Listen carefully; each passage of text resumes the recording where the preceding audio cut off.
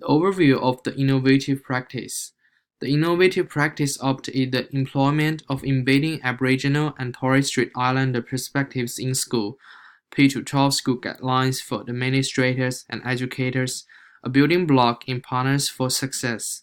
EATSIPS can be used as an ongoing procedure including three elements, which are the EATSIPS Guide, EATSIPS Implementation, and EATSIPS Online. Besides, schools are provided with the guide and instruction to promote Indigenous perspectives through using EATSIPS framework.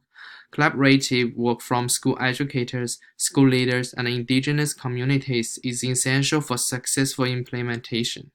Aligning with the national standards, EATSIPS is introduced to help educators and leaders in promoting embedding Indigenous perspectives in their teaching practice. The aim of the EATSIPS framework.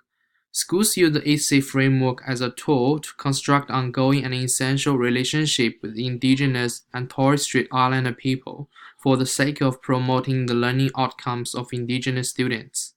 At the meantime, students from different backgrounds are given chances to understand and respect for the tradition and culture of Indigenous and Aboriginal and Torres Strait Islander people.